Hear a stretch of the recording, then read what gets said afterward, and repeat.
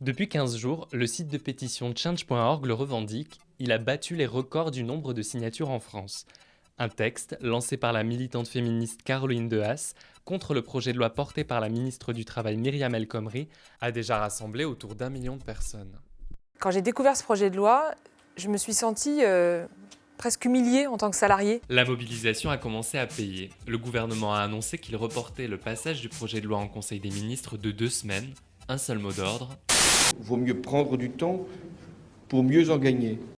Donc prendre le temps de donner quelques jours supplémentaires. Pour autant, rien n'oblige l'exécutif à reculer, car en France, une pétition en ligne n'a aucune valeur juridique. Pour être valide et espérer se concrétiser, une pétition doit parcourir un véritable chemin de croix. D'abord, elle doit être rédigée en français, sur papier, avoir été signée par au moins 500 000 personnes majeures de nationalité française ou résidant en France. Chacun des signataires doit avoir inscrit son nom, son prénom, son adresse postale et sa signature manuscrite.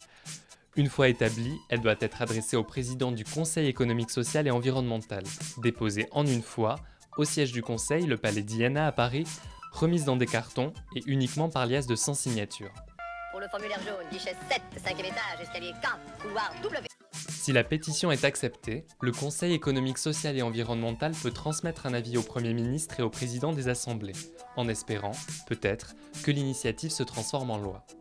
Ailleurs, les pétitions en ligne rencontrent moins d'obstacles pour être prises au sérieux par le pouvoir.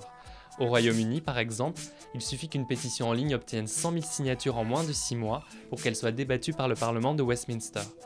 En janvier, les députés britanniques ont donc discuté de la possibilité d'interdire l'accès à leur pays à Donald Trump, le candidat américain controversé qui serait président des États-Unis. Donald Trump is a fool. He is free to be a fool. He is not free to be a dangerous fool on our shores. Au niveau européen, le Parlement de Strasbourg accepte les pétitions individuelles et collectives. La Commission de Bruxelles reconnaît, elle, depuis 2012, la procédure d'initiative citoyenne européenne. Elle doit réunir au moins 1 million de signatures dans 7 États membres minimum. Un impact juridique dont les pétitionnaires français doivent souvent se passer. Pour autant, le pouvoir d'influence d'une pétition en ligne peut parfois jouer, comme en janvier pour Jacqueline Sauvage. Après un texte signé par plus de 400 000 internautes, cette sexagénaire qui avait tué son mari violent a été partiellement graciée par François Hollande. Preuve qu'une pétition, bien partagée en ligne, peut de temps en temps faire bouger les choses jusqu'au sommet de l'État.